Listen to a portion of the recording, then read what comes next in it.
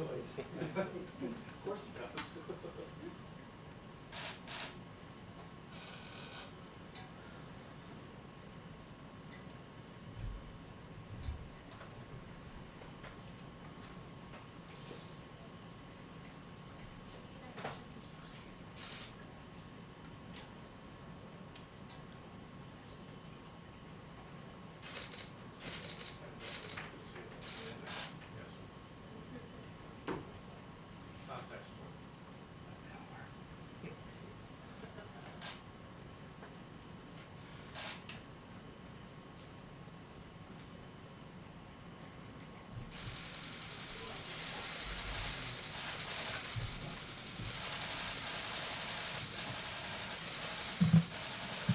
Thank you very much. Thank you. Thank you. This is a holy week when religious believers across the nation will observe Passover, Good Friday, and Easter. Millions of Jewish families begin Passover at sundown tonight, a sacred, unbroken tradition that traces back to the ancient land of Egypt. And on Sunday, we celebrate our beautiful, wonderful Easter, which we all look forward to. And we're going to have many Easters together in churches in the future. We're getting closer. You see the numbers. We're getting much closer to getting our country back to the way it was. We have now an extra 2 countries that have been attacked, 184. They're being attacked as we speak. But we'll all win. At some point, we're going to all win. We're going to do it sooner than people think. Earlier today, I spoke with 10,000 of America's faith leaders to thank them for raising the spirits of our people during these very difficult days. While we may be physically apart, we can use this time to pray, to reflect, and to focus on our personal relationship with God. I also spoke with more than 3,000 mayors, county commissioners, and state and tribal leaders to provide an update on our administration's ongoing drive to beat the virus, to crush the virus, and that's happening. It's happening, I think, if you look a little bit more quickly than people thought, maybe a lot more quickly, I hope. And it's something that all over the world we're watching, but people are watching us and seeing what we're doing, and they're very impressed. We're dealing with many countries right now, many countries, and we're giving them whatever information we're able to glean. I just spoke with the representatives of the UK, and I think that their great Prime Minister is doing much better today, or at least better, but certainly he's had a tough bout, and he's still going through a tough time, but he seems to be doing better. And that's good, and we send our regards to Boris and his family and his friends, all of the people that really love him. He's become a very popular, before this happened, became a very popular prime minister. He's doing an excellent job. He loves their country. He loves our country. So we appreciate everything he's done, and hopefully he's going to be okay. Speaking of great people and people that have done a fantastic job, I have Secretary of State Mike Pompeo with us, and I'd like to ask Mike to say a few words, and then I think what we'll do, in order to get him back to the State Department, we'll take some questions, and we'll then go on with the rest of what I'm going to say. Then we'll take some questions after that, and then Vice President Pence will take over. So Mike Pompeo, please. Thank you, Mr. President. Under the President's leadership, my team and I at the State Department are doing our part to protect the American people from the virus, and importantly, to get them home. As you know, when many countries shut down their rail lines, their buses, their infrastructure systems, the capacity to get out of those countries, they were trapped, they were stranded. The State Department swung into action. Since January 29th, we have now repatriated over 50,000 United States citizens back to their homes. From more than 90 countries, more than 490 flights back to the United States from all across the world. This worldwide scale of our repatriation efforts is without parallel in our lifetime. We are coordinating with foreign governments, militaries, airport authorities, medical units, transportation companies, hotels, you name it. we're working with them to make sure the American people get back to be with their families. You can see behind me the map of the flights that we have brought back people from all across the world. Every day I get a chance to hear some of the remarkable stories from our team. Let me give you just a couple of examples. Our mission in Peru, working with the Peruvian military and police forces to send riverboats up the river to get citizens that were stranded deep inside the Amazon forest. Our mission in Nepal, made sure that a woman who was running low on medication could get what she needed at a pharmacy before boarding an evacuation flight that brought her back here.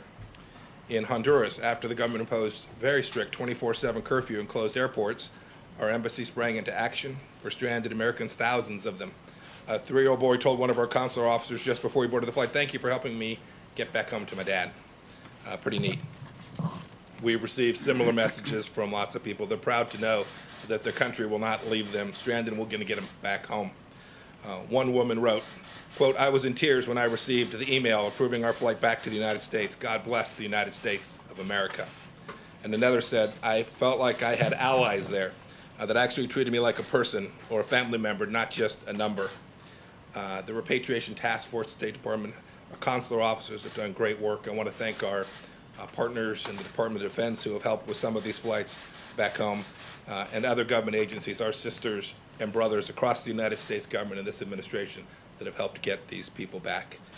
And then lastly, aside from our repatriation efforts, we continue to help countries around the world as well. We've got CDC officials helping these countries with expertise and all the things that these countries need to get their citizens safe and healthy and back so that we can get the economy all across the world, the global economy, back on its feet when this crisis is over. Thank you, Mr. President. Good, thanks. Maybe you stick for a little while. Sure. We'll see if anybody has any questions for Secretary of State. Anybody, please? Sure. Mr. Secretary, that's an amazing effort that you have made. How do you know when you're done? Because I imagine there are Americans on all corners of the world, and someone's going to pop up and say, "I want to go home now." When do you get the old call that it's over? It's a great question. We still have several thousand people that we're working. They identify themselves every day. New people find themselves in a difficult place. Look, we're going to be done when people can travel on their own again. These people traveled abroad on vacations or with their church, and we're intending to get back on their own. We hope that day comes pretty soon where they don't have to rely on the State Department to get them back home. But know this, in the meantime, we're devoting all the resources we have to get them there, often in difficult places. They're not in the capital near the airport, or the roads are closed. And so it's not just a matter of getting a flight down there. There's a lot of work that has to be done to coordinate, to make it all happen and get those people available so they're sitting there when the flight lands, they can get on the plane, and then we can get them back home. We still have several thousand. We're working on it. We chip away at that number every day. But new citizens go to the State Department website, identify themselves, and say, "I need a little bit of help in some way," and we do our best to get that to them just as quickly as we can. Keep it up indefinitely. We're going to keep it up as long as we have resources to do it, and there is a need. Yes, sir. Mr. Secretary, how many of these staffers have tested positive for coronavirus? Have they been tested, or are they going into quarantine? And what does this do to diplomatic efforts overseas if you're pulling 50,000 people out of national capitals, nation capitals all over the world? So the vast majority of these 50,000 weren't our officers. These were ordinary citizens who were there traveling for business or for commercial or for their trip of a lifetime. We've seen some of that in the cruise ships, but of course they're stranded all over the world. So our embassies, save for the one that is in Wuhan, which we did pull everybody out of, the rest of our facilities around the world are all open. We've had a handful of our folks now test positive, but we feel like we have a good handle on it, and we're doing everything we can to make sure that not just the State Department officials, but our Department of Defense colleagues that are working on these missions as well are doing so in a way that reduces risk to them and their well-being also. Yes, ma'am. Thank you so much. Do you feel like China withheld critical information from the United States, and will there be any consequences for that? You know, this is not the time for retribution, but it is still the time for clarity and transparency. We're still working on this problem set. There's still data that these good people need so that they can perform their analysis of how to both develop therapeutics and a vaccine and to understand where this virus is. So every country, China included, every country needs to be transparent about what's gone on in their country. They need to share that data. We share ours with the world so that the best scientists in the world can get to the right conclusions and bring this economy, this global economy, back to the place that we all want it to be as quickly as we can. Every country has that responsibility, It started in China, and so they had that special responsibility to get it right quickly and fast. Ask every country as we move forward in the days and weeks ahead, make sure we share that. Do it right, do it well. When we do, we'll get this thing back on. Should they have shared their data sooner with the United States? Every country has an obligation to share that information accurately, timely, completely, transparently, and thoroughly, just as quickly as they can gather it. We'll leave for another time to evaluate how everyone did in that. Go ahead, Thank you, President Trump. And Secretary, I have a question. The World Health Organization has a fundraising drive for about $700 million for coronavirus resources. China has only donated $20 million.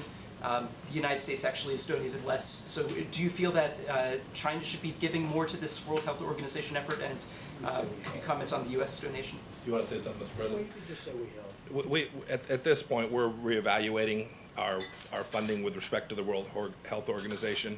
Now, this is very consistent with what President Trump said since the beginning of his campaign. Organizations have to work. They have to deliver the outcomes for which they were intended.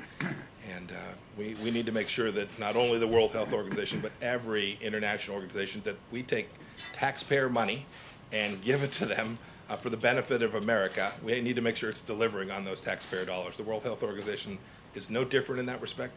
They have to execute on the mission that they are designed to achieve. And we've seen, with respect to the World Health Organization, here we are. It hasn't accomplished what it was intended to deliver. Thank you, Mr. President. And Mr. Secretary, you said a handful of staffers have tested positive. Are they going to get the hydroxychloroquine treatment? Is that going to be made available to personnel overseas? I don't know the answer to that. But know that we'll deliver the best medical care every place we can. Some of them are in difficult places where there's not a lot of medical help. We've done our best to move that medical assistance forward to them in the field.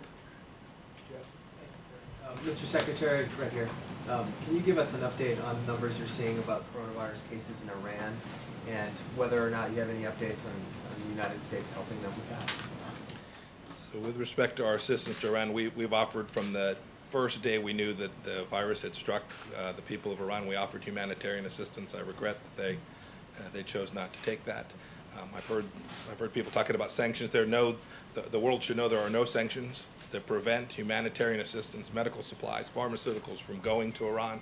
We offered American assistance. We've tried to help other countries get assistance in there as well.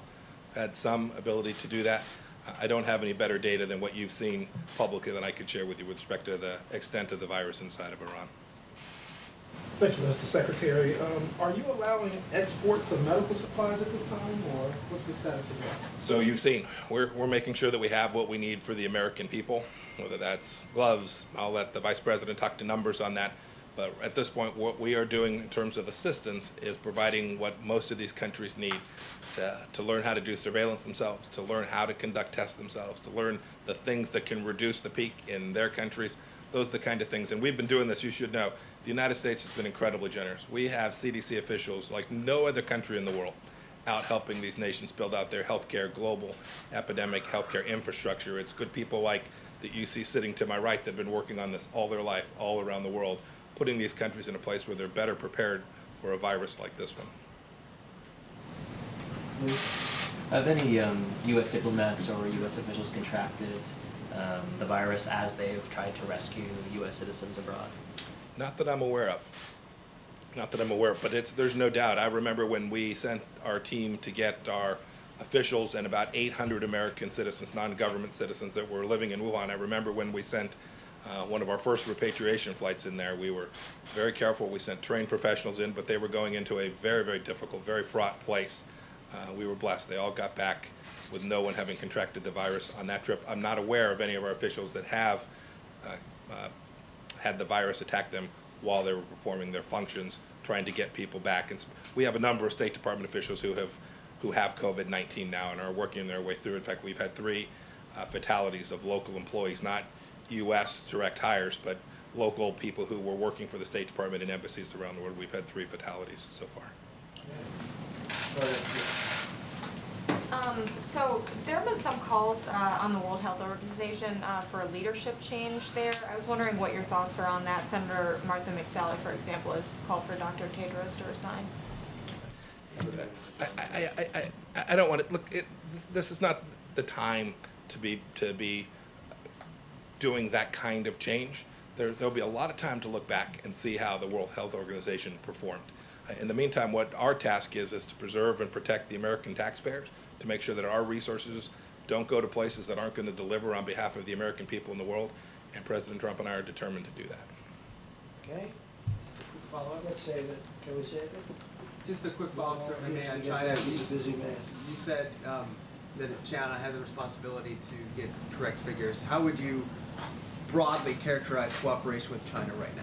There's lots of places we've been cooperating, right? They're providing us assistance where we need it. There are places on the ground now where we do have access to the data we need, and we're deeply appreciative of that. They've said they want to cooperate. We're completely prepared to cooperate with them. That cooperation means sharing data, being transparent, being upfront, allowing information to flow freely. That's our expectation, not just of China, though, of every country that is in this place today. Collectively, we have to work our way through this, and to do that, you have to have really good data. Okay. Thank Great. Mike. Thank you, Mr. President. Thank you all. Thank you, Mr. Vice President. Appreciate it. Thanks. Okay, thank you very much. Just a few days, we've delivered nearly 11 million N95 masks to hotspots around the country, as you know, including 6.6 million to New York and New Jersey, 1.8 million to Chicago, 1.7 million to Detroit, and 837,000 to New Orleans. I spoke with the governor of Louisiana a little while ago, and they're doing really pretty well, much better than they thought.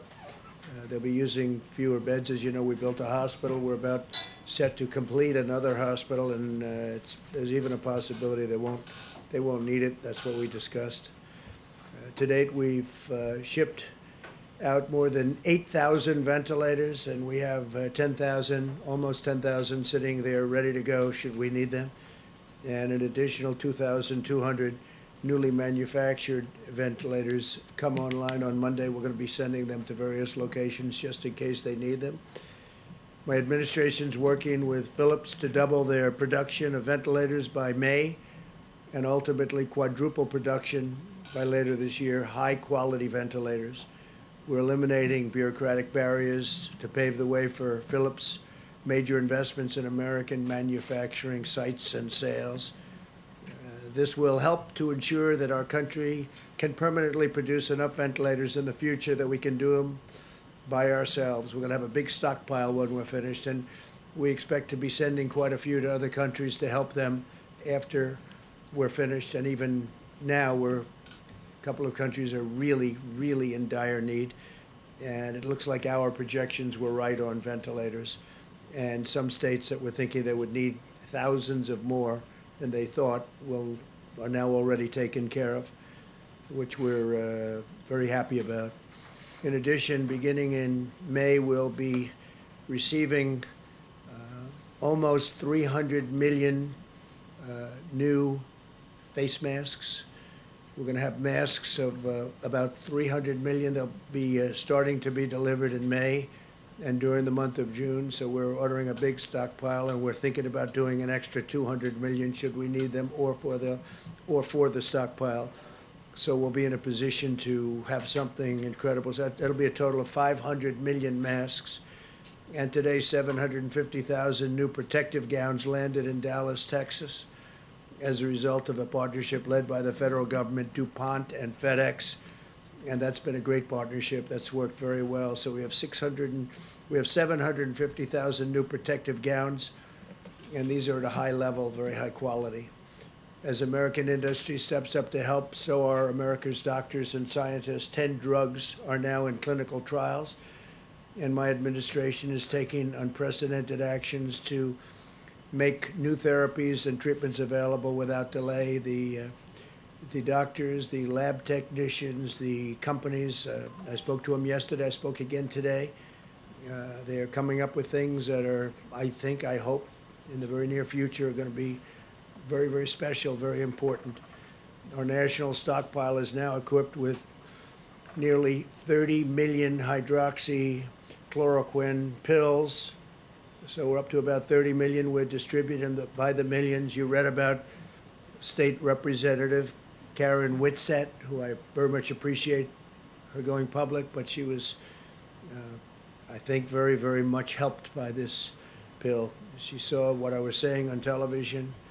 She thought she was in very bad shape. I don't want to go further than that, but you see her story, you know her story. She's a highly respected state rep from Michigan, and I think she did a great service, what she's done. She's in terrific shape. She looks fantastic, and she was very generous with her statements. In addition, the zithromycin and zinc, they say zinc. You should add zinc. Now, it's all has to be recommended by doctors, physicians, but they say zinc. I want to throw that out there because that's where they seem to be having the best result. So you add the zinc and the zithromycin, and it's been, we've had a lot of good stories, and we have almost 30 million doses, so we've got a lot. I want to thank Prime Minister Modi of India for allowing us to have what we requested from before the problem arose, and he was terrific. We'll remember it. Later today, the CDC will release further guidance to help ensure critical infrastructure workers can perform their jobs safely after potential exposure to the virus, and so they're working on that. The question was asked a little while ago about the World Health Organization, and as you know, they made a statement on January 14th, I guess it was, that there was no human-to-human transmission. Well, there was. They probably made that statement in the second or third week of December in addition, but they made it very powerfully on January 14th. And they criticized me very strongly when I said that we're going to shut down flights coming in from China, and especially from certain parts of China, but from China generally. We were criticized very badly. So last year, and for many years, hundreds of millions of dollars has been paid to the World Health Organization, hundreds of millions of dollars a year. And last year was $452 million, and China paid $42 million. Before that, it was $500 million, and China paid less than $40 million.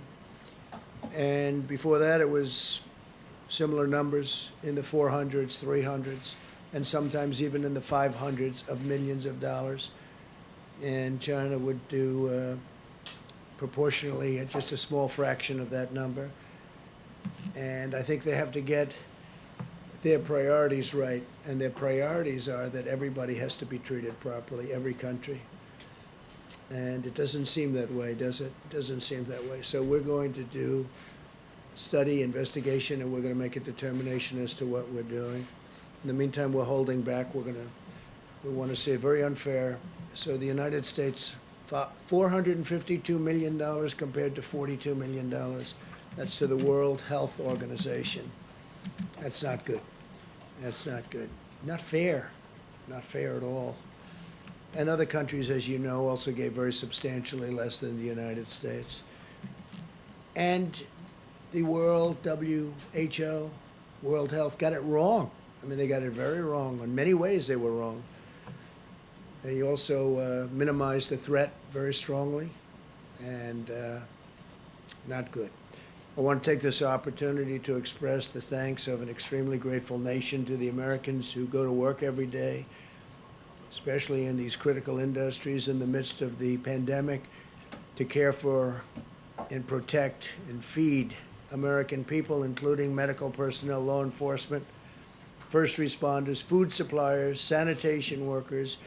And somebody mentioned today, would you please specifically call out cashiers and clerks at grocery stores who are in danger during the pandemic, during the epidemic. They're in danger. They're really in great danger. And they've been incredible, and I want to call them out, to cashiers and clerks. We grew up with cashiers and clerks and grocery stores, and they've been great, and they've really been true American heroes. So I want to call them out because they're working hard, and they're working in conditions that aren't ideal, but soon they'll be ideal again. As we mourn the terrible loss of life for this and from this grave pandemic, we're seeing signs that our aggressive strategy to slow the spread is working. The number of new cases is stabilizing. The number of beds necessary in so many locations. I was watching this morning New York. I was watching Louisiana. You see what's going on. The numbers are changing, and they're changing rapidly, and soon we'll be over that curve. We'll be over that top, and we'll be headed in the right direction. I feel strongly about that. Some terrible days ahead, but we're going to have some wonderful days ahead. And we're going to get this behind us, this terrible thing behind us. Some people will never be able to forget if they had a loved one, if they had a great friend or a friend. But we're going to get it behind us. This is a tribute to the discipline and the devotion of the American people, what we've accomplished.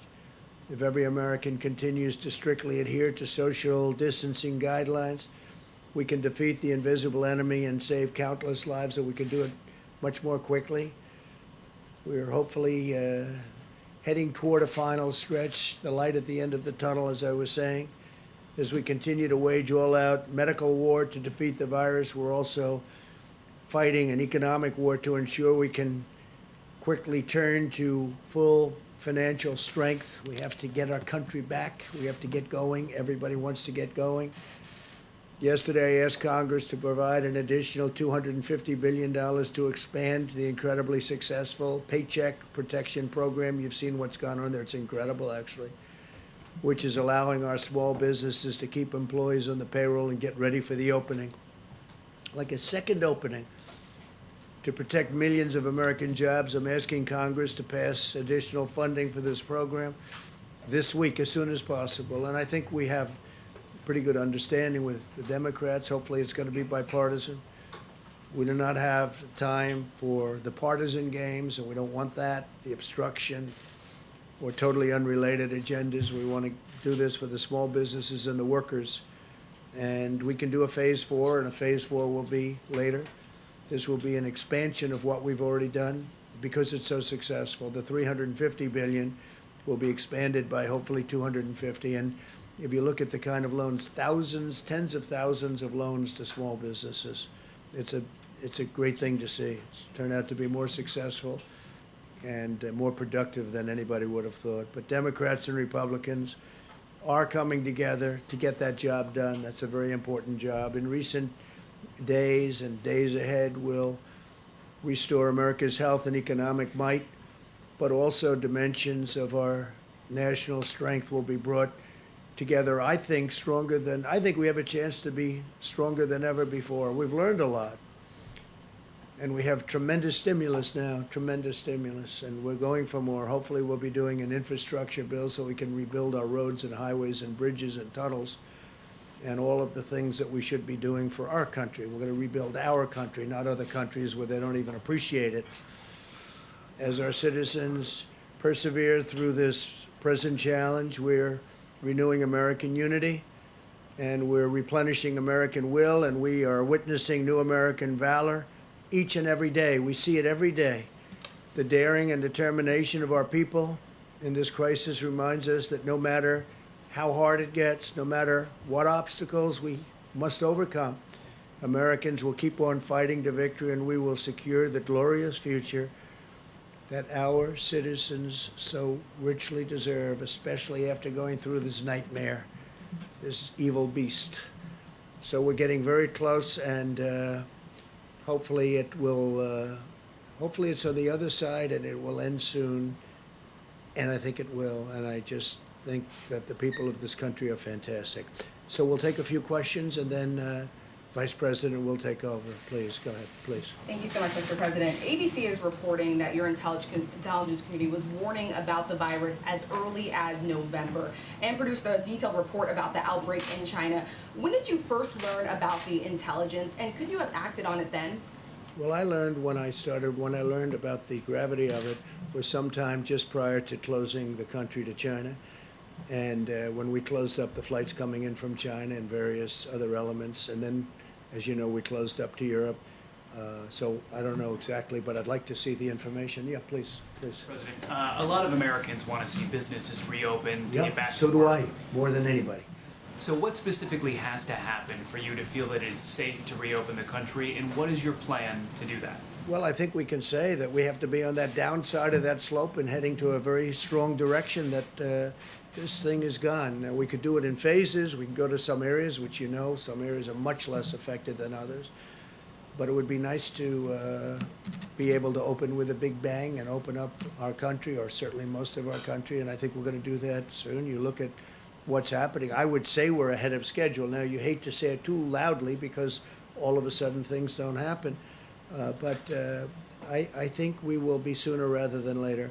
But we'll be sitting down with the professionals. We'll be sitting down with many different people and making a determination. And those meetings will start taking place fairly soon. So you wouldn't do that until the health experts tell you it's safe to do it? Yeah, I would rely very heavily on them, yeah. Do you think, is there a system for monitoring and testing that you're looking at? Yeah, we're putting in, yeah, we're putting in very heavy testing systems. We have the best testing systems. And again, don't forget, when we look at cases, I'm looking at some, I'm not going to insult anybody, I'm not going to insult any country, but I'm looking at countries that are showing less cases than us. That's testing. We're testing more than anybody. And you saw exponentially more than anybody by far. And our testing's become, I think it'll end up being a big strength. In fact, the other countries that the media talked about are now calling us for what are we doing and how are we doing it so quickly and where are we getting these tests, because our tests are really good now. They've been proven to be very accurate. Yes, please. Thank you, President Trump. Two quick questions. Yeah, sure. One on infrastructure.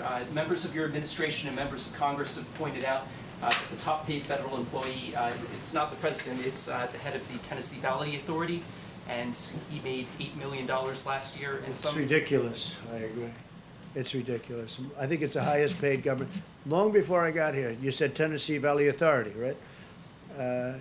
Has to be the highest paid man in any government. Makes approximately $8 or $9 million. I don't know the gentleman, but he's got a heck of a job. He gets paid a lot of money. He's been there for a long while, hasn't he?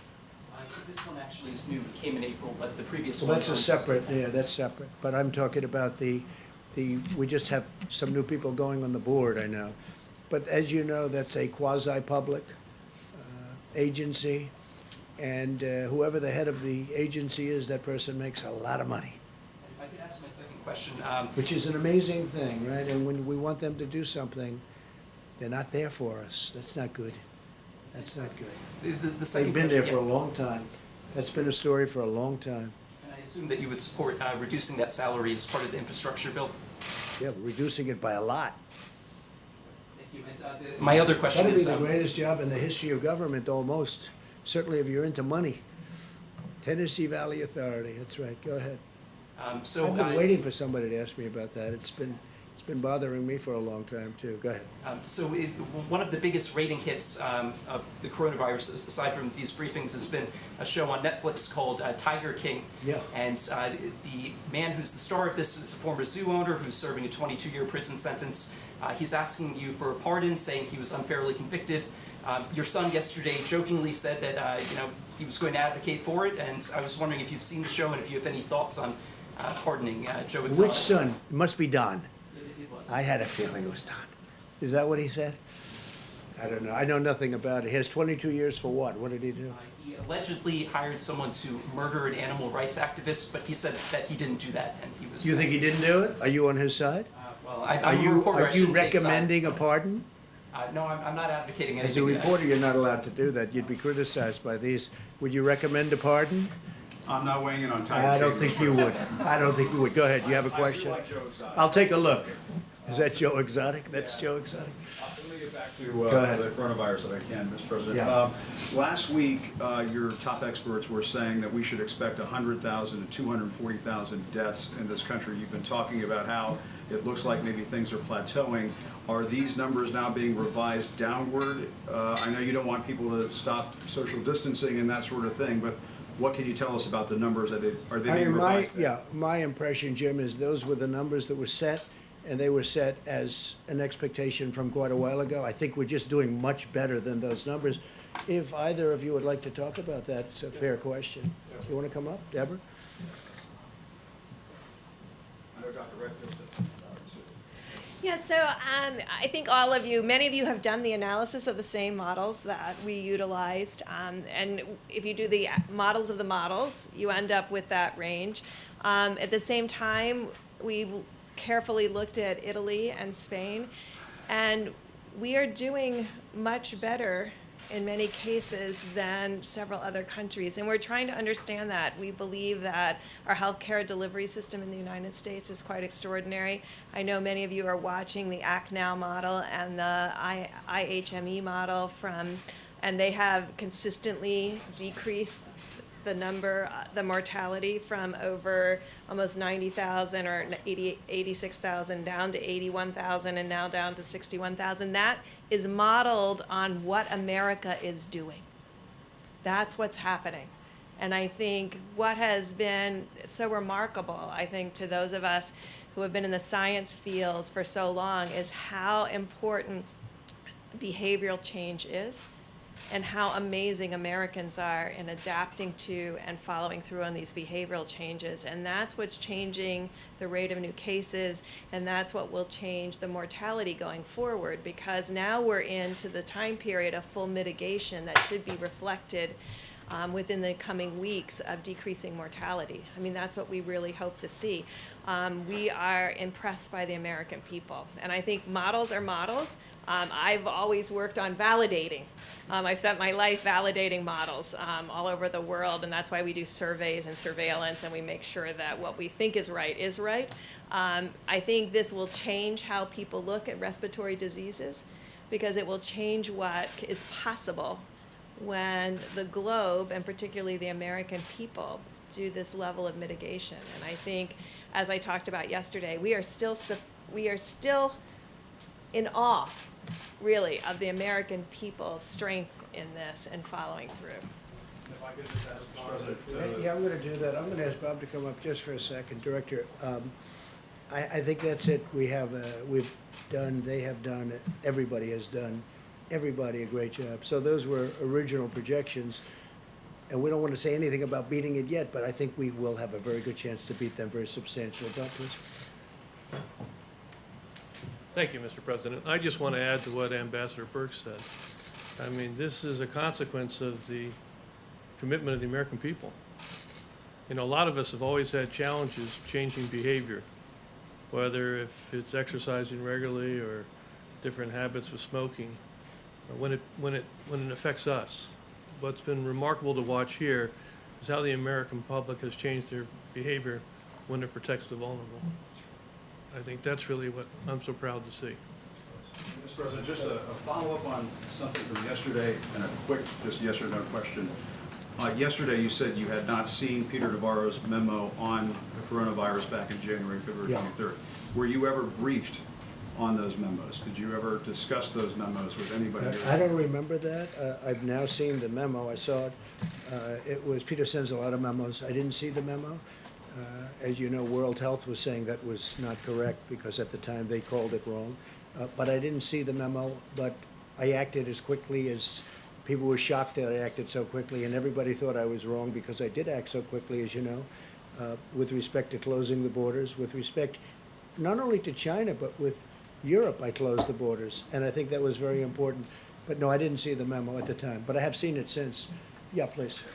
One other quick Wait a minute, question. Jim, let me do a couple of others. We'll go back. The head of the World Health Organization today warned against politicizing. I agree with that. And he said that consequence of this politicization could actually create more body bags. It's a pretty vivid image. I mean, what do you believe the consequences of the U.S. pulling out its funding of the WHO? Well, I think when you say more body bags, I think we would have done, and he would have been much better serving the people that he's supposed to serve if they gave a correct analysis. I mean, everything was, I said, China-centric. Everything was going to be fine, no human to human, keep the borders open. He wanted me to keep the borders open. I closed the borders despite him, and that was a hard decision to make at the time. We were all together. We made a decision against the World Health Organization. So when he says politicizing, he's politicizing. That shouldn't be. But look, we spend $450 billion, $452 billion, almost $500 billion last year, hundreds of billions in previous years. And they got to do better than that. They got to do better. When you talk about politics, I can't believe he's talking about politics when look at the relationship they have to China. So China spends 42 million, we spend 450 million, and everything seems to be China's way. That's not right. It's not fair to us, and honestly, it's not fair to the world. Okay, question in the back? Yeah.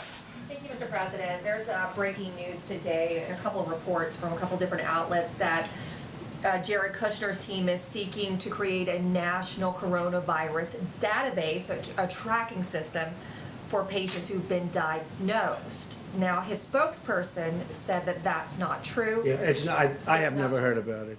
Doesn't sound like a bad idea, actually, but I have not heard about that. Would be okay with it if it. I don't know if I'd be okay. I have to see it, but it sounds very scientific, and it sounds like it could be good based on tracking, but it also has to do with rights and lots of different constitutional questions. I have not heard that at all. Okay, so some people are concerned it would be like the post 9/11 Patriot Act that it ultimately led to the FISA abuse. Are you concerned FISA about abuse, that? of which I was the one abused, and a couple of other people, in all fairness. No, I don't know anything about it. I haven't heard it. I mean, I'll speak to them. I don't think so. They would have told me. I would have known about it. Please. Thank you, Mr. President. The Nevada delegation is unhappy because smaller casinos and businesses that make profit from gaming in Nevada found out they're not eligible for the CARES Act PPP money. Is this, and I talked to one member who said You gaming. mean because of the number of employees? Because of the number of employees. And yet they're small businesses. And they thought gaming would not be treated any differently than any other business with this. Was this an Well, I could oversight? look at that. I could look. It's a great state, and I will take a look at that strongly. Are you talking only the smaller casinos? Yeah, I'll take a look at that. Fine. I don't mind that. Please. Yeah, we'll take a look. Yeah, we haven't heard. Nobody's told me about it, but I'll look at it. It's a great state. They do a great job, so I'm going to look at it very strongly. I understand what they mean. Please. Thank you, Mr. President. Turning to the economy, what if you urge Americans to go back to work and they don't listen to you? Would you leave that up to the governors, to businesses, to citizens to decide when it's safe to stop social distancing? Well, when you say they don't listen, I think they're going to listen. They want to go back. Everybody wants. They're going stir crazy. They've been in those houses and those apartments, and they've really been. They've done a great job. Again, when you look, the question was just asked about, about how are we doing compared to projections. Those were just original projections. The big projection being 2.2 million people would die if we did nothing. That was another decision we made. Close it up. That was a big decision that we made.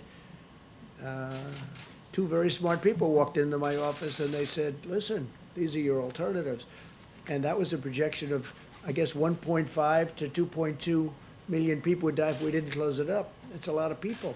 So if we do a number that's tremendously smaller than that, now if we did close it up, the numbers got to 100 to 220 million people. So if we can stay substantially under the 100, which was the original projection, I think we all did a very good job.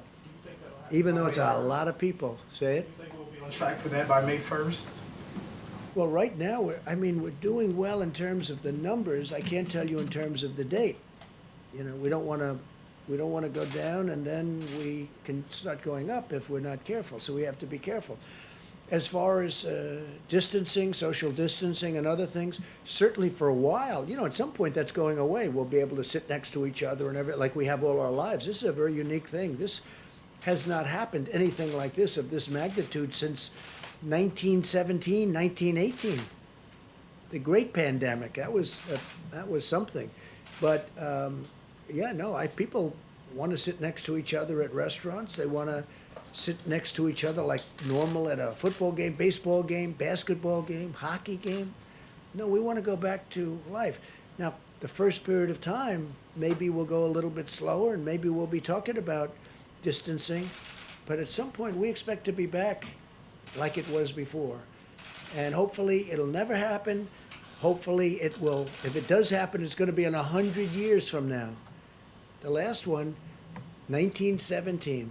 That's something. That's a long time ago, and that was a horrible thing. Jim, go ahead.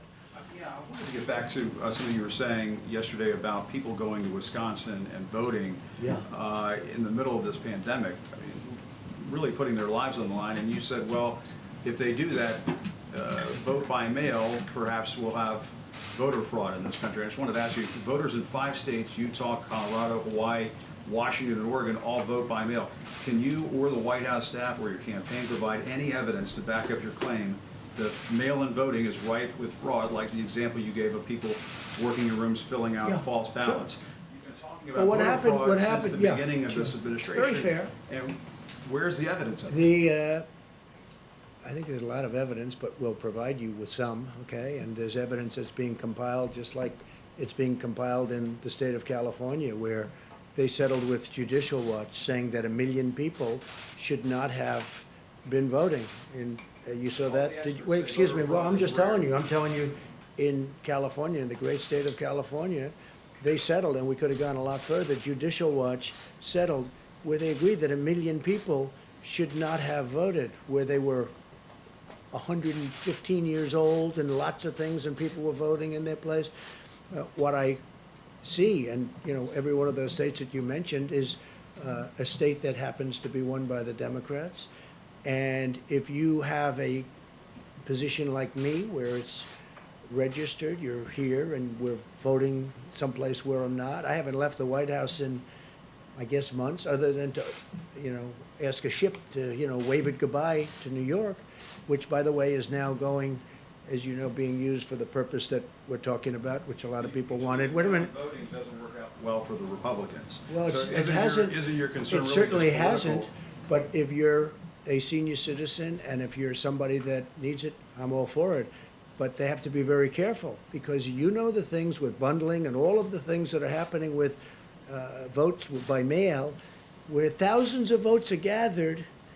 And I'm not going to say which party does it, but thousands of votes are gathered, and they come in and they're dumped in a location, and then all of a sudden you lose elections that you think you're going to win. I won't stand for it.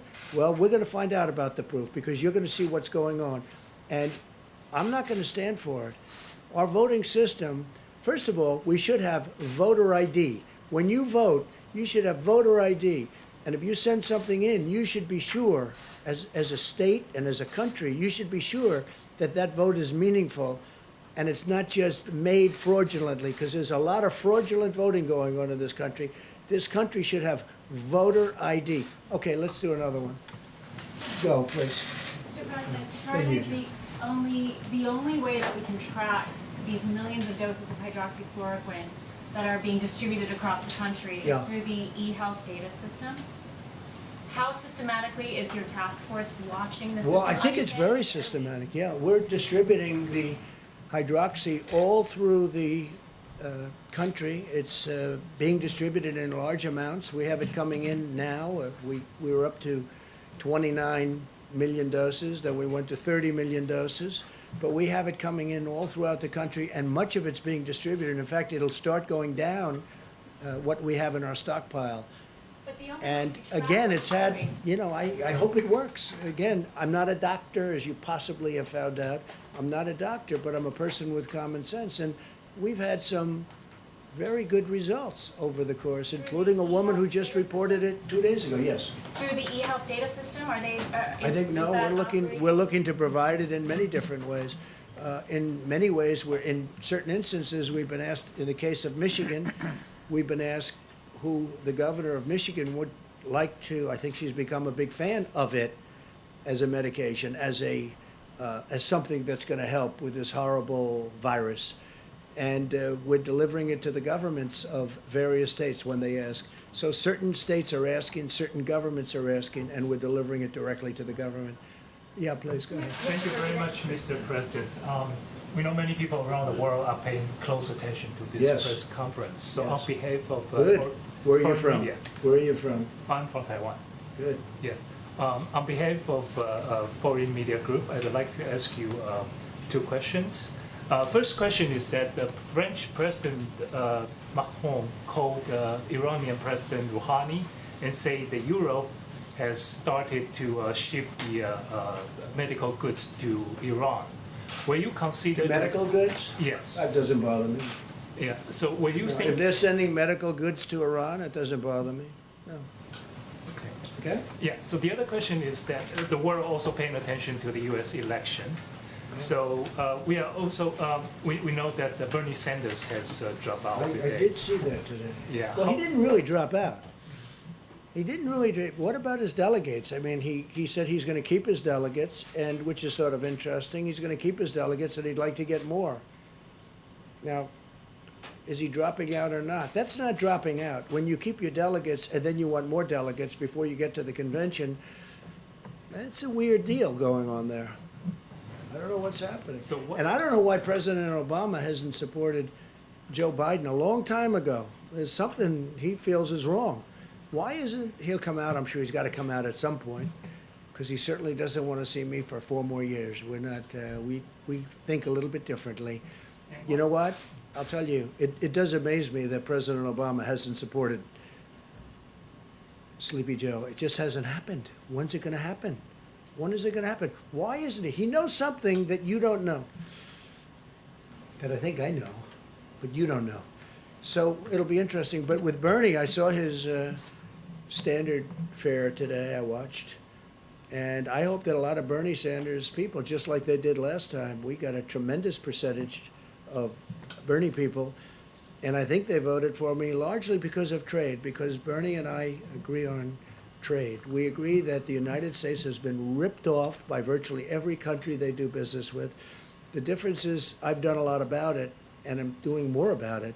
And we've made incredible trade deals, including USMCA, the deal with China, and then all of a sudden that gets disturbed by this virus situation. But China has to spend almost $250 billion on purchasing our products, $40 to $50 billion with our farmers. And the Bernie Sanders people are big believers on what I'm saying on trade, and I got a lot of them in the last election that surprised people, but it didn't surprise me. No, those are great people. They're great people. But I just, look, I'm looking at Bernie Sanders. I watched this morning, and I said, what is that all about? Like you saw that, the delegates. He's not giving up his delegates. He's keeping them, and he said he wants to get more of them. And I think he's doing it to negotiate, I assume, but I don't know. That's a hard thing to do. Yeah, Jeff, go ahead. Yeah, Mr. President, OPEC is meeting with Russia tomorrow and some other countries to discuss oil prices. Yeah. Oil prices are at $23 a barrel. Oh, that's good. Finally, somebody knows something when they ask a question. What is your message to them ahead of their meeting tomorrow? Will the U.S. consider a coordinated cut of production here? I don't think, look, we already cut. You know, we're like very market oriented. If you look at Texas, and if you look at North Dakota, and if you look at some of our states that do this very well, they've already cut way back. You know, they cut back automatically. But in the case of Russia, in the case of Saudi Arabia, they increased production at a time when you didn't need it, and then they got hit by the virus, which knocked out 40% of the market. And now they're flooded with oil. Look, I just say this. You have 2 countries that are getting hurt very badly. Russia's getting hurt. That's their primary source. And Saudi Arabia, that's definitely their primary source. And it doesn't make sense that they flooded the market for whatever reason they did that for themselves. It's an argument that they had. And I think they'll straighten it out. A lot of progress has been made over the last week. And it'll be interesting to see what comes out of OPEC tomorrow. But OPEC, obviously, for many years I used to think OPEC was very unfair. I hated OPEC. You want to know the truth? I hated it because it was a fix. But somewhere along the line, that broke down, and it went the opposite way. And we have a tremendously powerful energy industry in this country now, #1 in the world, and I don't want those jobs being lost, okay? What will you do, just one follow-up to that, sir, what will you do if they don't end up cutting We'll tomorrow? see. I mean, I have a lot of options, please. Got a lot of good options, Jeff. Beauties. I might like it even more. Now you'll watch. Let's see what happens. Hopefully they can make a deal. Let's go. Thank you, Mr. President. Clearly, Americans are getting very anxious to go back to work. I There's agree. something optimistic, Including but me. still very vague. Now that the IMHE model specifically has been adjusted down to 61,000, when are we going to open back up? Can you give us a better date? Is it going to be April 30th, May 1st? You said adjusted back down 61,000. What was adjusted back down? The IMHE model, the one that originally predicted like between 100 and Yeah, go 200,000. ahead. Let's still a big number, right? 61, right? That's a big number. Go ahead. But can you give us a more specific date? Will it be Well, I don't April wanna do that. 30th, Look, May 1st? I had a date, and I thought it was a very aspirational date. It's turning out to be very interesting because a lot of good things are happening by Easter. But I had a very aspirational date. I didn't think you could make it. I didn't say we would do it by Easter, but I said, boy, wouldn't that be great to shoot for Easter? That would be a great day, beautiful day, very important day to a lot of people like me and like some of you in the room. Maybe all of you in the room, frankly. But Easter is a very important day. So I had, aspirationally, I said, let's see if we can do it at Easter. You know, but I said it would be very tough. And I was criticized for that. So I don't like giving dates. And that wasn't a date. That was just an aspiration. That would have been incredible. But I don't think we're going to be very far behind. And some of these models are looking like Easter is going to be a very important date anyway because of the curve. I mean, it's hitting the top and it's starting to come down. And one person said Easter is looking like a good time. So a good time for that, for heading down. So we'll see what happens. Look, there's no reason to do that. We have a lot of good things happening. When I spoke to the governor of Louisiana today, he said, Tony, they need far less beds than they need. I said, well, good, because we're building 1,000-room additional. We built them 1,000 beds, and now we're building another 1,000. And I said, listen, is there a way that we don't build? I don't want to build them if they don't need them. In New York, the Javits isn't too heavily used. It's ready to go. 2,900 beds.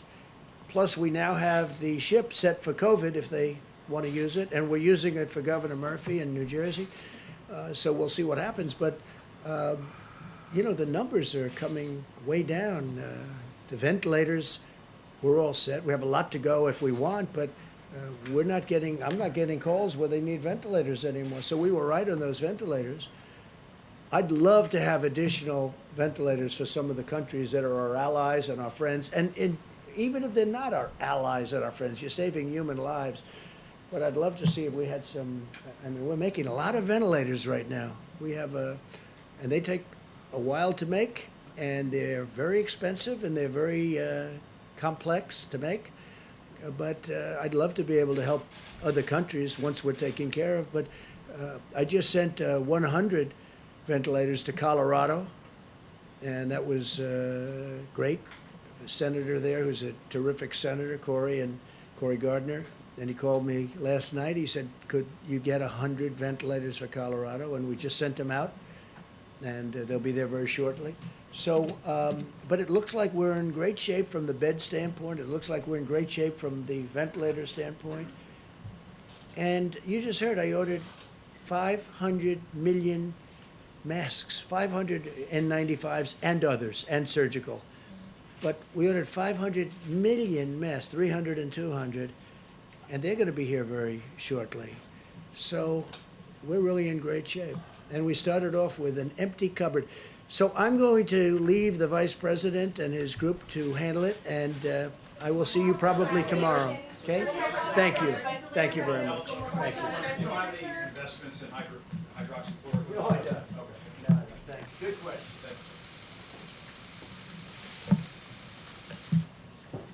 You can come up if you want. Well, good evening, everyone, and to our fellow Americans out west, good afternoon.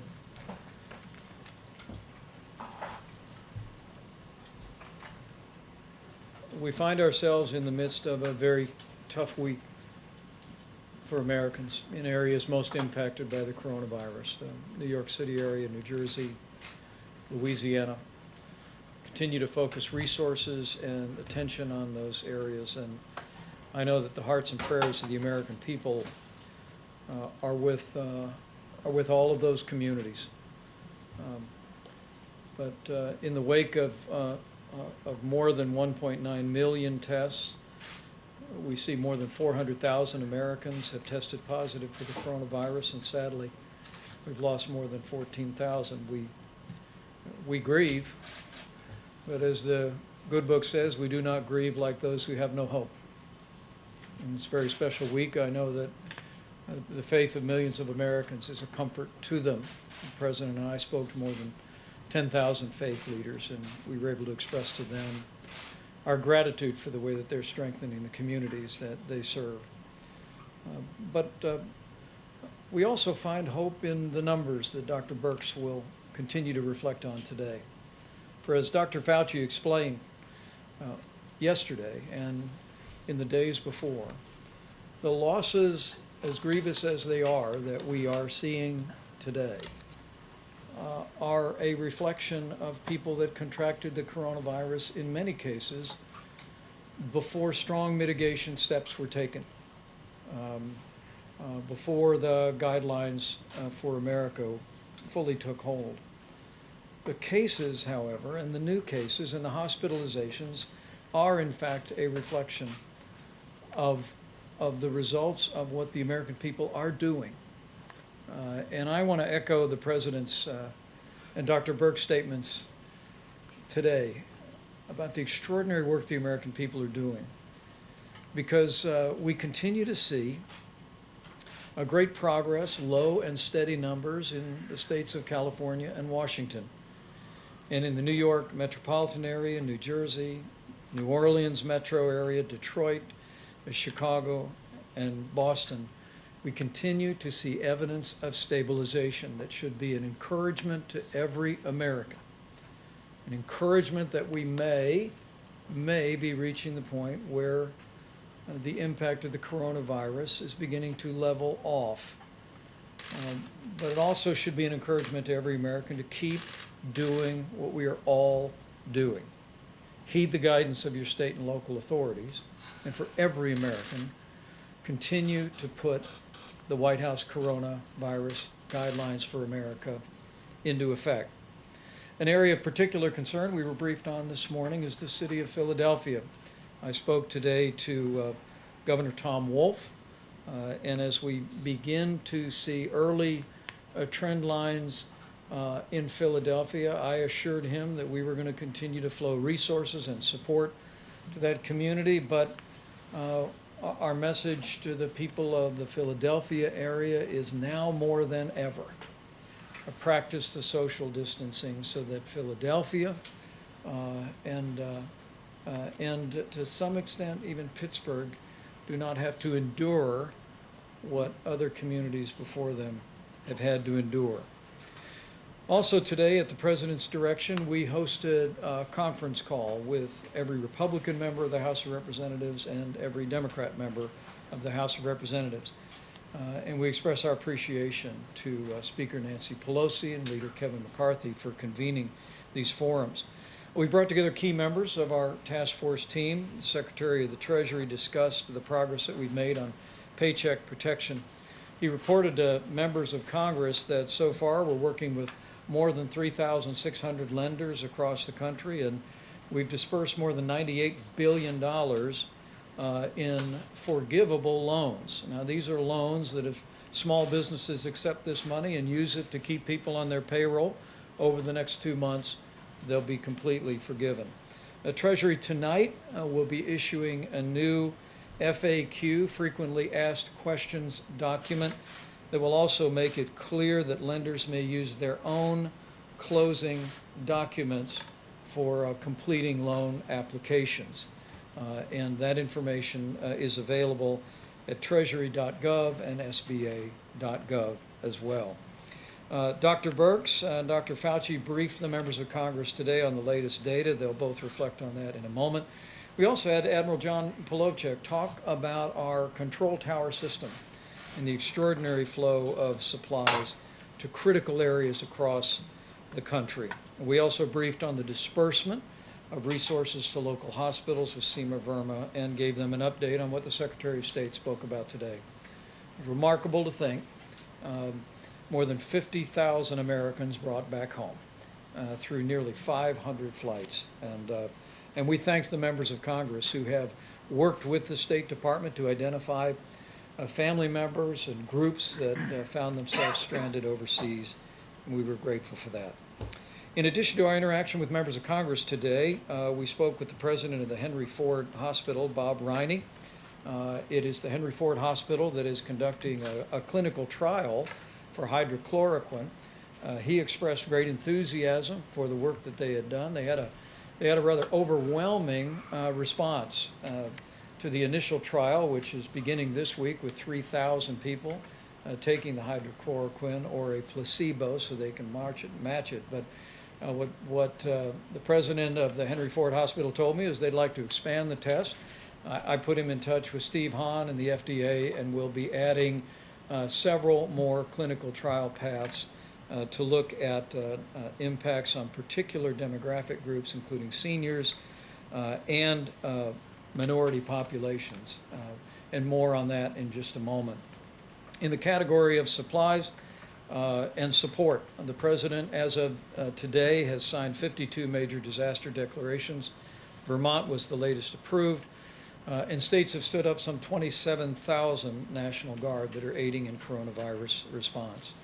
On the critical subject of ventilators, we do have currently more than 8,000 ventilators in our strategic national stockpile, and distributed more to the Navajo Nation and to Colorado today.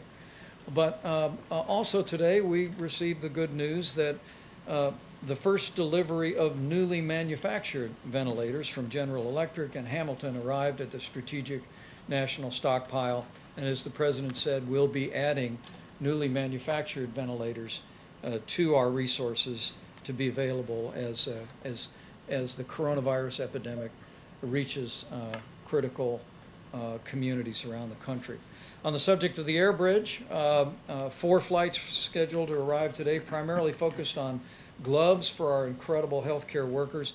One flight alone had nearly 19 million gloves, another 8 million, another 15 million, and the like. And the American people, I think, would be very proud to see this vast array of now well more than 50 flights that are bringing in supplies from all over the world. And again, working through FEMA, we're directing those resources with the guidance of our scientific experts to the communities most in need. As we announced yesterday, the White House Coronavirus Task Force has requested that CDC and our team assemble data on the unique impact that we're seeing reported on African Americans from the coronavirus. Dr. Fauci spoke about it yesterday, and will reflect on his perspective on that as well. Tomorrow, with the Surgeon General and others on the White House team, we'll be speaking with leaders in the African American community, and as Dr. Fauci will reflect, there have been historic challenges in the healthcare of the African American communities, particularly in our inner cities. And now more than ever, I'll just say from my heart to all of our African American family members, now more than ever, practice the guidelines. Look after those most vulnerable, people that have underlying serious health conditions. It's more important than ever that we all put those principles into practice.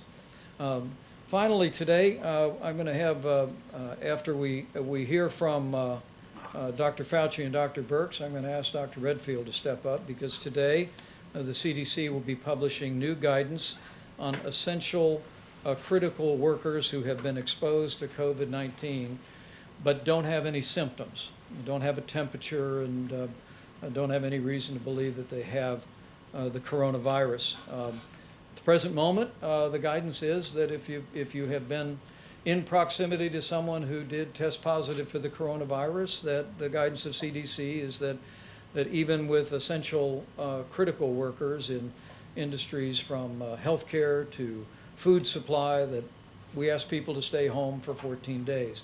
The new guidance tonight will hopefully make it clear that there would be an opportunity for those people playing such an incredible role in our nation's response to be able to return to work and to do so safely. And finally, let me just say again how inspired we are at the response of the American people to the coronavirus epidemic. Each and every day, as we see the beginnings of encouraging news, the low and steady numbers in California and Washington State, and now beginning to see numbers of hospitalizations going down and new cases leveling, and in some cases going down. We all hope it is the beginning of a trend, but we also hope it is it's an encouragement to every American to keep doing what you're doing, not just for your own health, for the health of your loved ones, but because we want to make sure that all of us are doing our part to make sure that the fewest number of Americans possible are exposed to the coronavirus.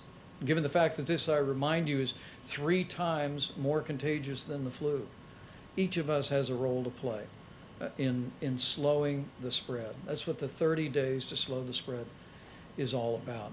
It's about protecting your health. It's about making sure that our healthcare workers and our healthcare system is not overwhelmed by the coronavirus, and ultimately it is about saving lives.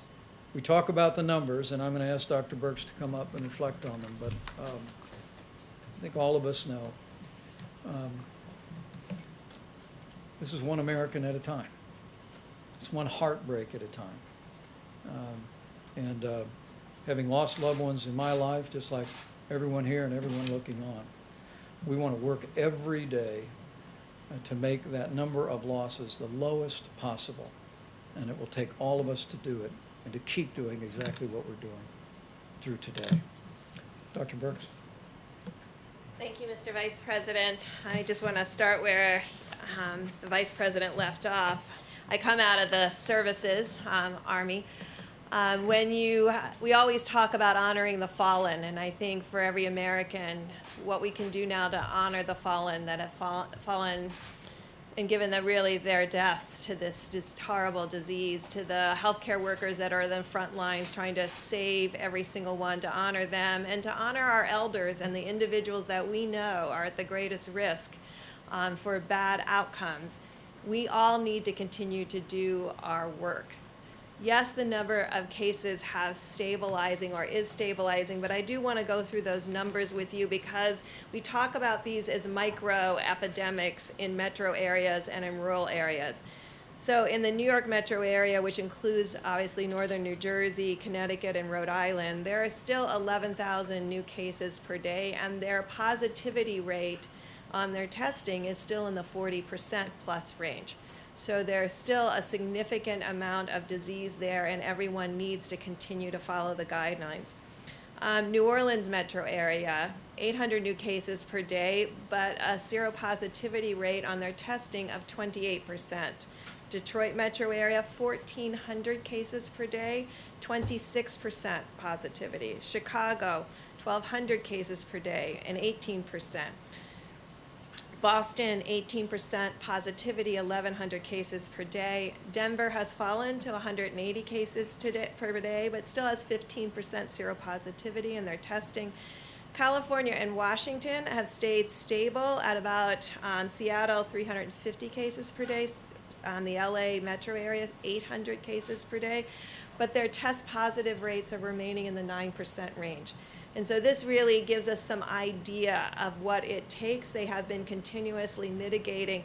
Imagine what we're talking about, New York going from 40+% seropositivity and 11,000 cases a day down to the LA metro area of 800 cases per day and 9%. So this is what, when the president talks about reaching the top and coming down, those are the kinds of things we need to see.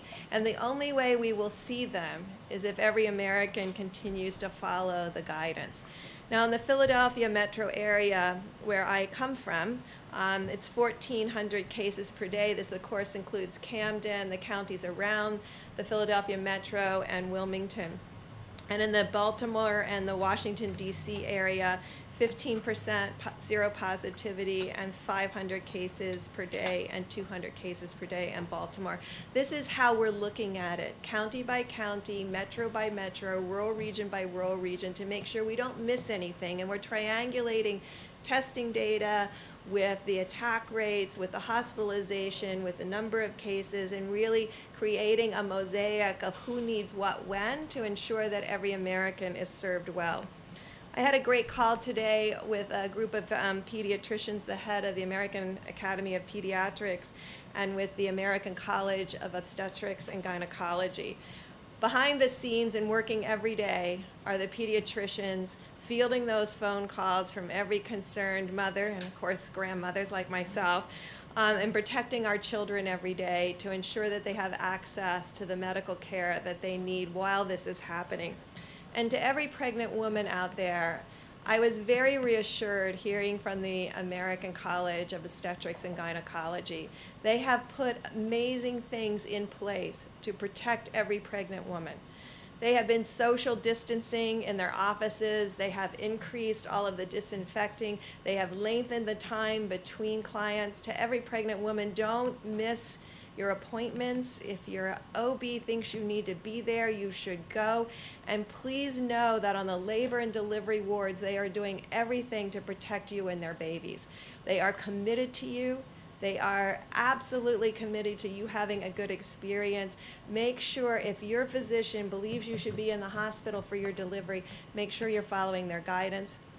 We don't want any pregnant women to suffer a bad outcome during this time. So again, I just want to conclude by thanking the American people and recognizing the number of people we're losing per day is serious to all of us, and it could be so much worse. But our frontline healthcare providers and the way they're talking to each other about how to improve care for every individual that they serve, you see them on the TV, you see them in the emergency room, you see what they're up against. This is how we can honor them, is to make sure we continue to put, as Dr. Fauci always says, put your foot on the gas and make sure that we continue to strongly mitigate and really protect those with pre-existing conditions. And finally, those pre-existing conditions we know now include asthma. So asthma, hypertension, cardiovascular disease, diabetes, any of these conditions, renal disease, no matter what age, please make sure you're following the guidelines to protect those individuals in your household. We know they're more susceptible to a worse outcome. We don't think that anyone's more susceptible to getting infected. I want to make sure that everyone understands everybody is susceptible to getting infected. This virus is very transmittable, as we well know. But we need to protect those that need our protection the most. So thank you all for what you're doing to get the message out to ensure that we continue to protect each other in this very difficult time. Dr. Fauci, please. Thank you, Mr. Vice President. Just to follow up and underscore what Dr. Birx has said, as I've said many times from this podium, the spectrum of going from infection to getting ill, to requiring hospitalization, to intensive care, to death. And what is the most striking thing that obviously is so sobering to us is when we see the number of deaths. We know now for sure that the mitigation that we have been doing is having a positive effect, but you don't see it until weeks later. Remember this past weekend when all of us got up in front of this podium and mentioned that this was going to be a really bad week. At the same time, we were saying that we would hope we would start to see a little bit of a change in the daily hospitalizations, intensive care, and intubations. And New York is starting to see that. So I say that, but I drop back a bit. Don't get complacent about that, because what's going to happen 2.5 weeks from now is really what's going to happen with regard to the people who are getting new infection. As Dr. Berg said, everybody is almost certainly as susceptible as anybody else to getting infected. It's what happens to you after you get infected. And again, to just keep emphasizing, we need to keep mitigating. We know that this is something that is a strain on the American public, but it's just something that we have, not only the only tool, it's the best tool. And to just shift a bit to what we said yesterday regarding the African American community, it is very painful to see, and I've seen it throughout my entire medical career, that the health disparities in the minority community, but particularly the African American community, puts them at risk, apart from coronavirus issues, puts them at risk for diseases much more so than the general population. The double whammy that you suffer now is when you have this terrible virus, which essentially preys in its ultimate deleterious effects on people with those underlying conditions. And since that is more predominant in the African American population, we want to double down and say to the young people, to the elderly people in that community, to please try as best as you can to protect yourself if you're a younger person, and to please protect the people who are susceptible. Your grandmother, your grandfather, your elder uncle, the people who have these underlying conditions. Because we are not going to solve the issues of health disparities this month or next month. This is something we should commit ourselves for years to do. But what we can do now, today, is to prevent people who are put at higher risk because of their demographic group from getting into a situation which is much, much more deleterious than the general population. So I plead with all of us in the population, but particularly for those of us, our brothers and sisters in the African American community, because we know that mitigation does work. The reason we know it works is the question that was asked about the numbers, that why they came down, or the projections. Because remember, what you do with data will always outstrip a model. You redo your models depending upon your data. And our data is telling us that mitigation is working. So again, as Dr. Berg said, keep your foot on the accelerator, because that's what's going to get us through this.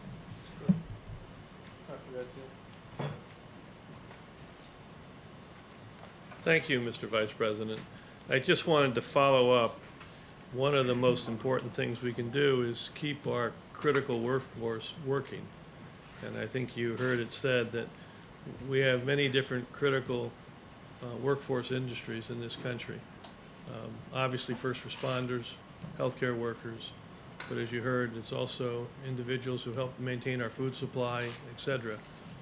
And so what CDC has done is that we've really looked at the essential workforce and how to maintain that workforce, particularly at this time as we begin to get ready to reopen and have confidence in bringing our workforces back to work. And so we've put out a new guidance for essential healthcare workers who've been exposed to the coronavirus. These are individuals that have been within 6 feet of a confirmed case or a suspected case, and so that they can, under certain circumstances, they can go back to work. If they're asymptomatic, as the Vice President said, they could go back to work if they do several things, as we say here. Take their temperature before they go to work, wear a face mask at all times, and practice social distancing when they're at work. What we'd ask them not to do while they're at work is we want them to stay at home if they're sick. We want them not to share objects that would be touching their face, and we would like them not to congregate in break rooms, lunch rooms, and crowded places. And in the second slide, if we're talking to the employers of these critical industries, we would ask those employers to take the employee's temperature and assess their symptoms before starting them back to work. If the employee does become sick, we want them to be sent home immediately. We'd like them to increase air exchange in the buildings and increase the frequency of how they clean common surfaces, and really begin to get these workers back into the critical workforce so that we won't have worker shortage in these critical industries. So that's the new guidelines that CDC will be posting today.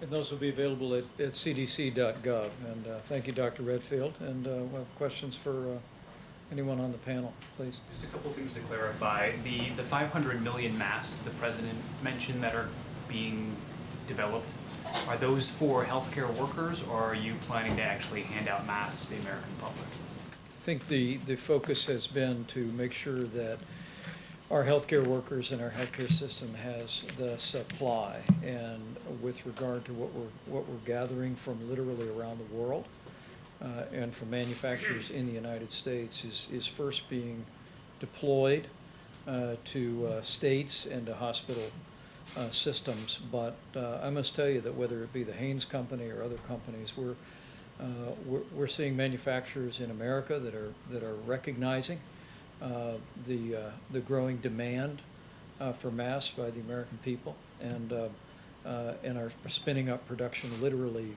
by the hour.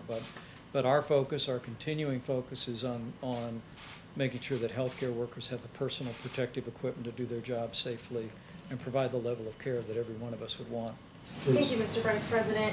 Kansas Governor Laura Kelly says that she has put in 7 requests to FEMA for supplies from the stockpile, and those have not been fulfilled. So will Kansas be getting any of the ventilators, because the request included ventilators? And does she need to be calling the White House instead? Have you spoken with her directly?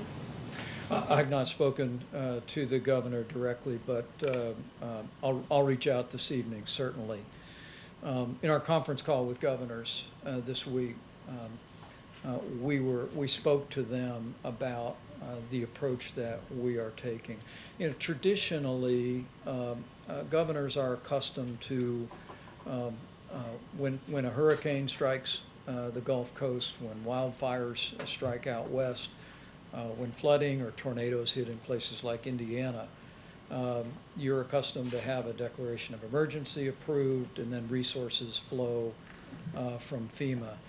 In this situation, as we deal with a nationwide declaration and an epidemic, what we've explained to governors is that what President Trump has directed is that we leave no stone unturned to find resources around the country and around the world, including ventilators, and we make sure as the coronavirus epidemic impacts individual areas, that the healthcare workers and the families and the patients impacted have what they need when they need it.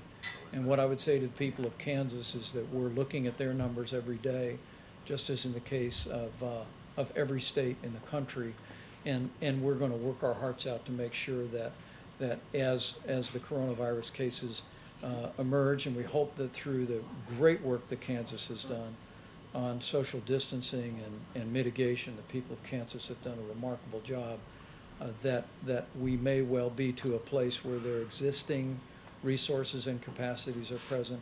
But we want people to know that taking the counsel of Dr. Birx and our entire healthcare team, we're focusing, just as we did first in Seattle, California, and now in New York, New Jersey, Connecticut, Louisiana, the Detroit area, the Chicago area. We're going to make sure that those resources go in that order. And so, because you brought up social distancing and the work that Kansas has done, there's actually a controversy right now over her order to limit the number of people in religious gatherings to 10 people. Should states be telling religious institutions how many people can gather if it's to stop the spread of the coronavirus? Well, the President's coronavirus guidelines for America ask every American to avoid any gathering of more than 10 people. And that's on the advice of all of our best scientific experts as a way that we can slow the spread. But as we've made clear to every governor, we defer to our governors in what they believe is the best and appropriate practice in their states, and we'll support those local decisions. Yes, please. Thank you. In his opening statement, the President said there were 10 drugs that are now in clinical trials. Would hydroxychloroquine be one of those?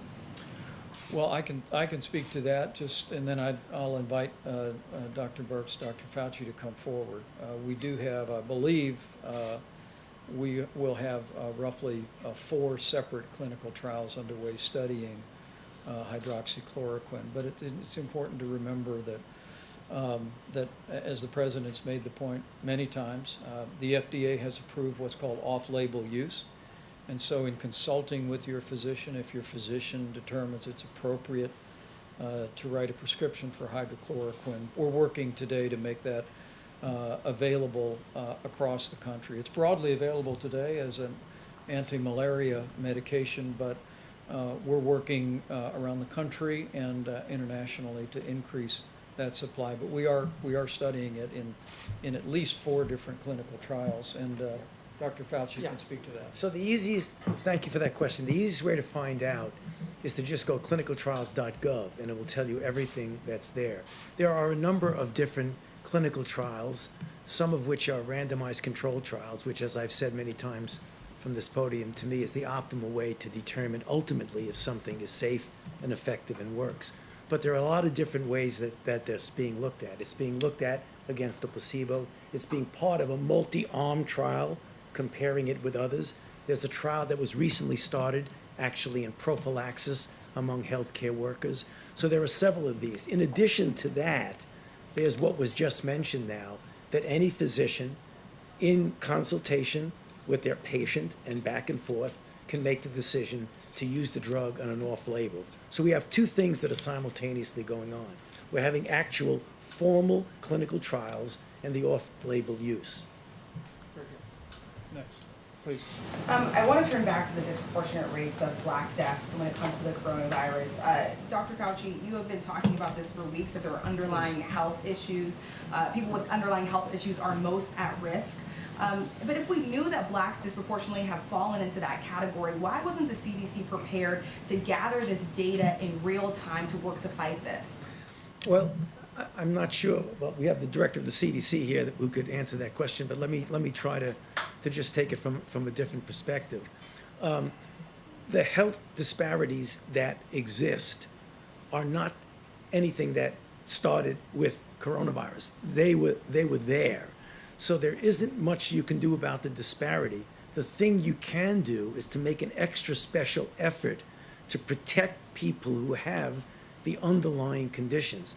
So it's the same way as we say, well, the elderly and those with underlying condition. Unfortunately, the African American community has a much greater proportion, population for population, of these underlying conditions.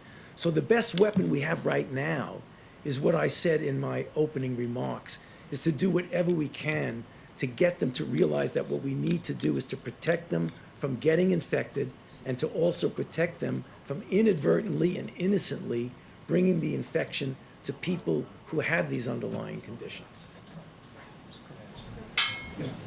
Thank you, sir. Can you explain the thinking behind these 100 ventilators that were given to Colorado when other states like Kansas have had trouble getting ventilators? And can you say whether a personal relationship with the president is helping states like Colorado get these ventilators? I mean, there are 15 states that have more cases than Colorado.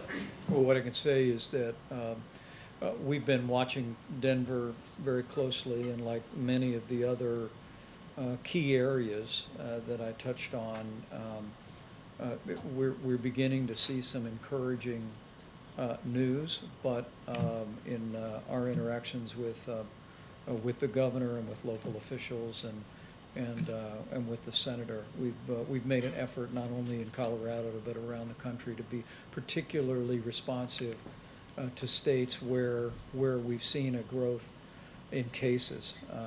But I'm going to let Dr. Burke speak to that as well. There's literally beginning with New York, New Jersey, Connecticut, Louisiana, the Detroit area, Michigan, Chicago area. There's a series of other cities, including Denver, that we've been watching very carefully. And while we're beginning to see some encouraging news, we want healthcare workers in those communities to know for certain that we're going to move resources into those areas where we see significant outbreak. Can you just address the point about whether individual governors with relationships with the president are getting preferential treatment? I can tell you within that decision complex is not just the absolute number of cases, it's the hospital capacity and what each of those hospitals have. So remember, I think a couple of days ago we talked about how the states are sending the information about ICU beds, hospital beds, ventilator needs. So different states have different, which I don't think any of us probably knew before this, but there are some states that have lots of ventilators, and there's other states that proportion to their population or by their cases of COVID have less. And so I'm sure Denver and Colorado fit into that model where there were hospitals that had less ventilators proportionally and were needed for the cases that were seen. So that's the kind of analysis. So every state that has a few cases more than Colorado have all received ventilators except for, I think, Texas, and that's just because they are just starting. Remember, Colorado was one early on the curve, so they have many more people have moved through that progress and are in need of ventilators. Texas is very early in their curve in both Dallas and Houston. So that's what I was talking about. Each of these are a micro curve that we have to follow independently, or we would be making general decisions rather than specific decisions by geography. Mr. Vice President, a follow-up on the church's question.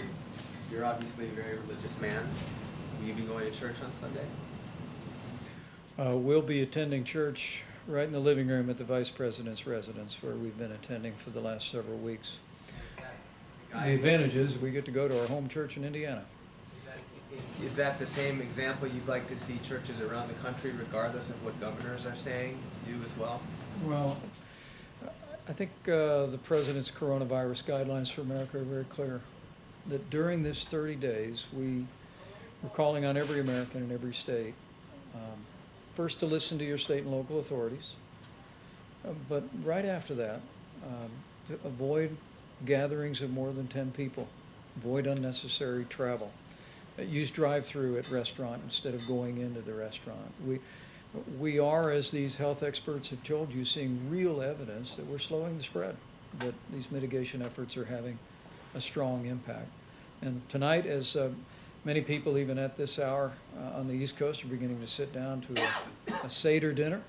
It's the beginning of Passover, and with Easter celebrations this Sunday. We just want to encourage every American to heed the counsel of the guidelines, put those into effect, and know that in so doing, we'll hasten the day.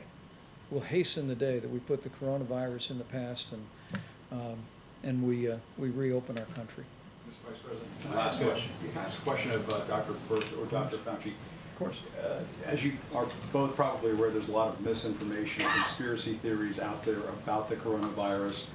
There are some commentators who are suggesting that the number of dead are being inflated because they're saying that people who are dying with other issues are being listed as COVID-19 deaths.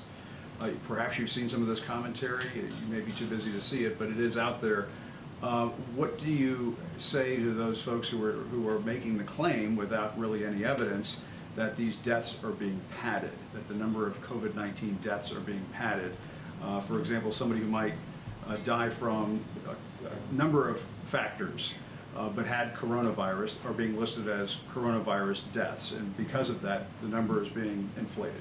That's a fair question. Yeah. And you might also speak about the converse. Yeah, we've been hearing the converse too. We've been hearing both sides of that. I think we've made it very clear, I think every time I've been up here, about the comorbidities. And so most of the people, and we talked about the Italy data, the majority of the Italians who succumbed to this had 3 or more comorbidities. So this has been known from the beginning. So those individuals will have an underlying condition, but that underlying condition did not cause their acute death when it's related to a COVID infection. In fact, it's the opposite. Having that underlying condition and getting this virus, we know, is particularly damaging to those individuals. We don't know all the pathophysiology. I wish we did right now. We see a lot of vasculitis, where Tony and I came from. Tony actually, Dr. Fauci started in the vasculitides and Wagner's. So, these are things we have studied for a long time. We are trying to understand the pathophysiology, but what we can tell you at this moment, if you have asthma, if you have renal disease, if you have diabetes, if you have hypertension, these are pre-existing conditions that put you at a greater risk to having a worse outcome. So, Jim, just to add a comment to that, because, having been through other serious issues, particularly the very painful early years of HIV, AIDS, when people talk about conspiracy theories, you will always have conspiracy theories when you have very challenging public health crises. They are nothing but distractions. I can assure you, we have so much to do to protect the health and the welfare of the American people that I would just hope we just put those conspiracy stuff and let somebody write a book about it later on, but not now. Dr. Birx, you said something about not enough tests being performed because some of the labs, the machines aren't running. Did you want to clarify that? What did you mean by 80% weren't running? So I have a call with them at 8 p.m. tonight. Every single one of those 120 laboratories, I think 87 of the laboratory directors have confirmed that call. It has to do with a machine called an Abbott M2000. It's a very high throughput machine. We have 1 million tests out there. I made a big push, and Abbott was extraordinary about getting those out to the labs. I mean, this is not sitting in a warehouse. These are physically in these laboratories, sitting there right now. The machines aren't running. They're not running. So we've only run 88,000 tests in 3 weeks off of those machines with 1 million test kits. So as someone who has worked in a lot of laboratories, to have a machine that is needed, because we could have screened every healthcare worker. These machines are every place in the country.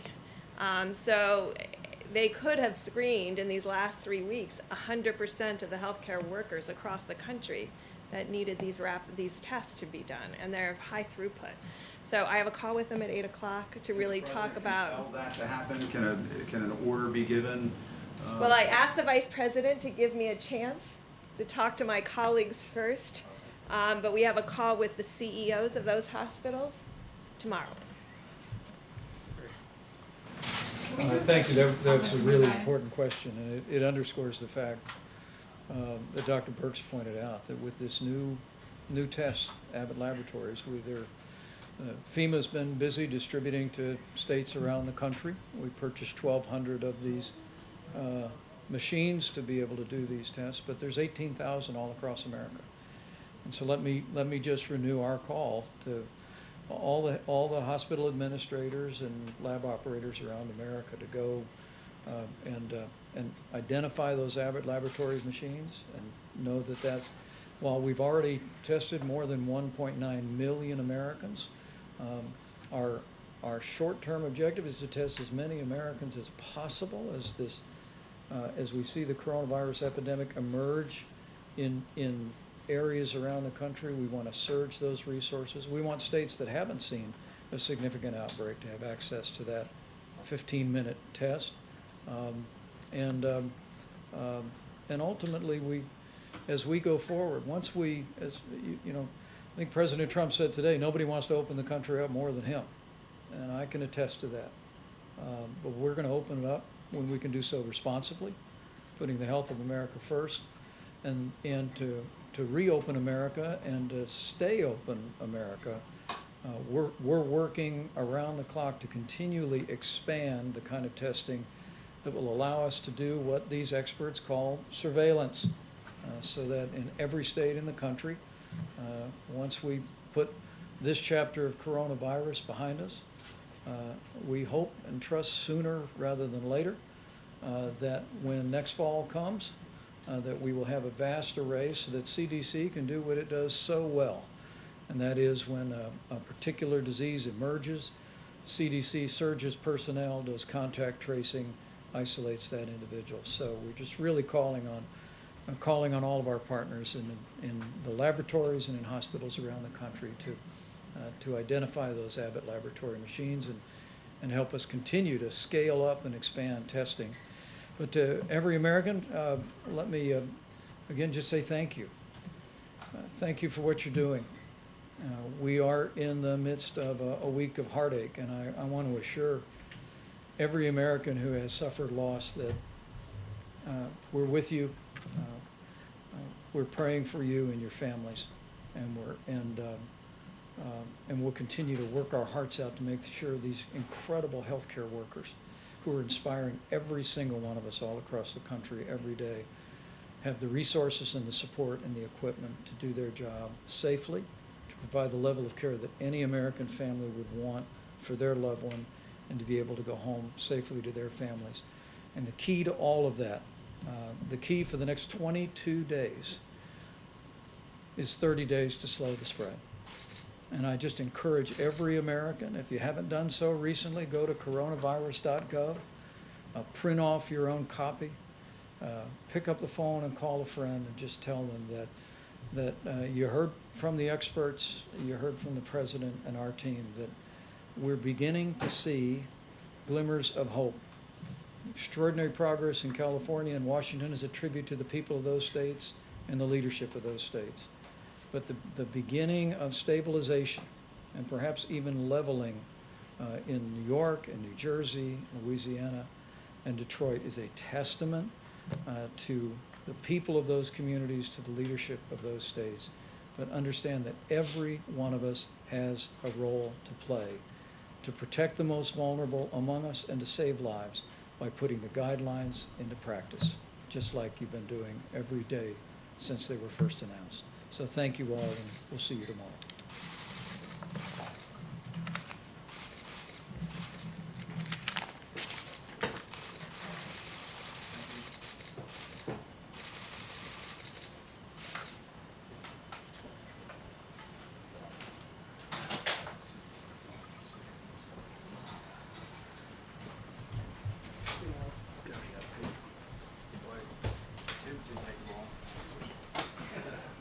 Power down? Yeah. He's telling me something.